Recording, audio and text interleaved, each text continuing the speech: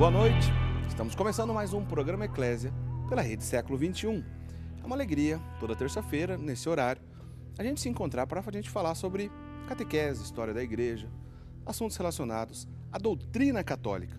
A gente está ao vivo toda terça-feira, o nosso programa também é reprisado aos domingos, 9h30 da noite. Se você de repente não pôde assistir ao vivo na terça-feira, assista o nosso reprise, 9h30 da noite.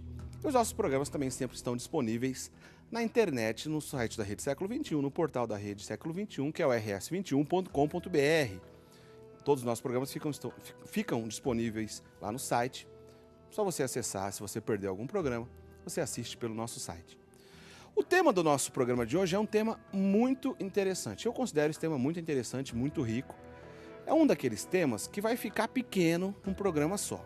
Mas a gente vai tentar, na medida do possível, abordar esse tema da maneira mais completa possível que a gente consegue aqui num programa de TV.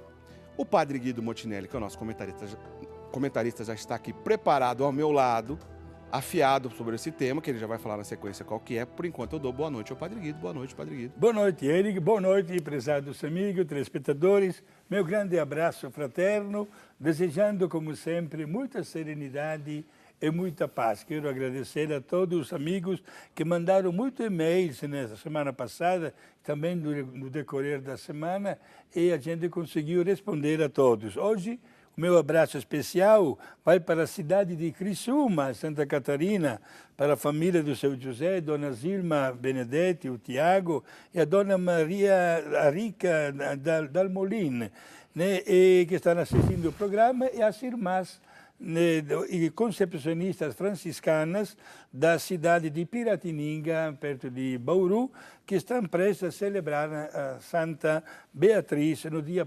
23 de agosto, que tudo possa correr bem. Meus irmãos, estamos aqui à vossa disposição. O tema que nós vamos enfrentar hoje, como acaba de dizer o nosso amigo Eric, digamos assim, apresenta uma fartura de nomes. Sinceramente, páginas e páginas de nomes de pessoas ligadas a Deus por um vínculo religioso ou até sacerdotal e que deram uma preciosa contribuição para o desenvolvimento e o crescimento da ciência.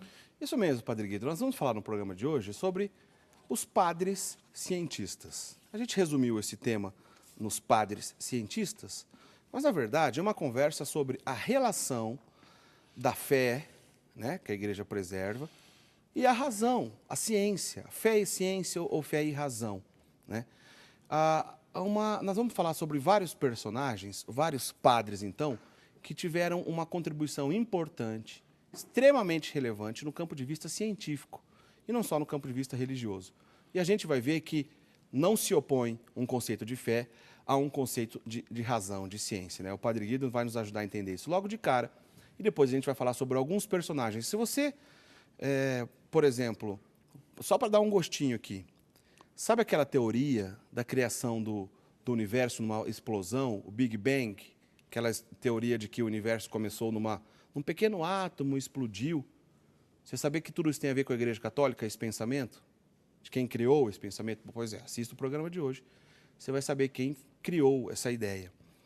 Entre outras coisas, é isso que a gente vai falar no programa de hoje. Você vai se surpreender com alguns nomes e algumas áreas da ciência na qual a igreja estava presente e foram padres sacerdotes que também contribuíram para o crescimento e o desenvolvimento e até a criação de alguns desses conceitos científicos, tá bom?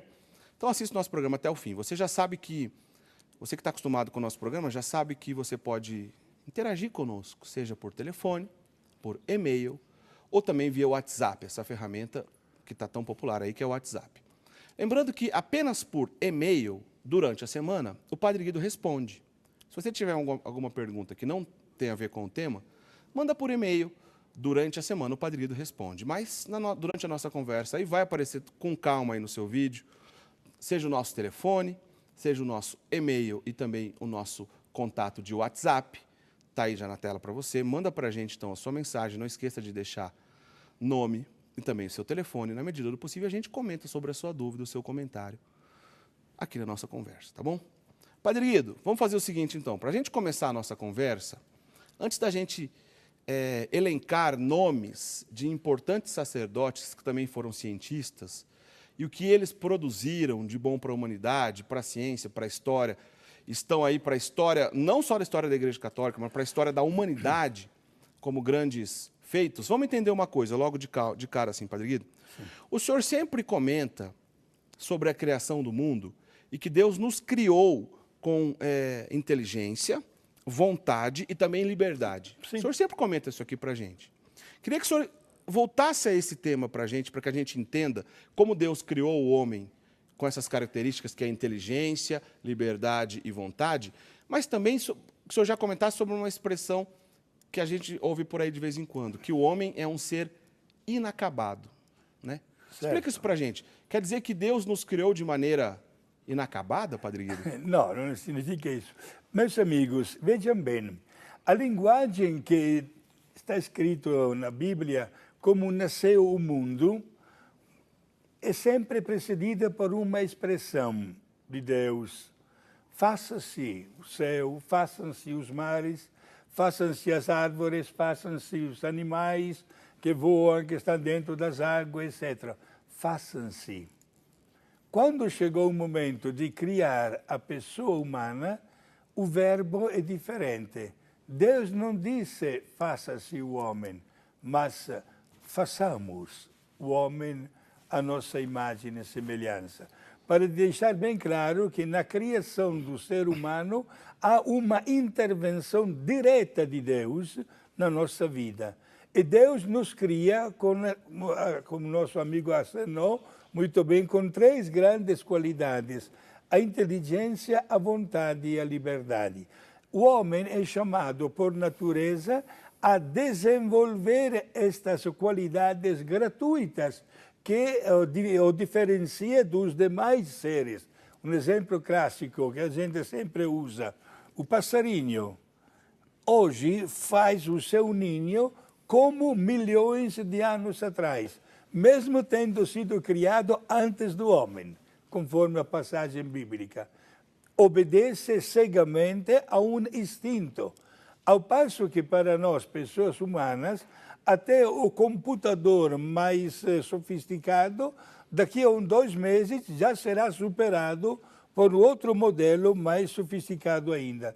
Por isso que a expressão o homem é um ser inacabado, porque nunca acaba de crescer, de aprender, de tornar-se útil para a sociedade. Quer dizer que esse inacabado dessa expressão significa que o homem pode melhorar, crescer, inovar? Sim. Aliás, sim, é chamado exatamente a aperfeiçoar cada vez mais o seu status de vida e o seu conhecimento também que tem com Deus. E nós notamos, por exemplo, que na Sagrada Escritura, sabendo que não foi escrita de um dia para o outro, mas são milhares de anos que empenharam pessoas divinamente inspiradas, certo. Nós notamos 2 grandes fenômenos sempre presentes em todas as palavras da Sagrada Escritura: a revelação e a inspiração. Certo. A revelação, Eric, é a maneira como Deus manifesta o seu pensamento para uma pessoa humana. A inspiração é o jeito como a pessoa humana, recebendo a inspiração de Deus, escreve usando a sua mentalidade.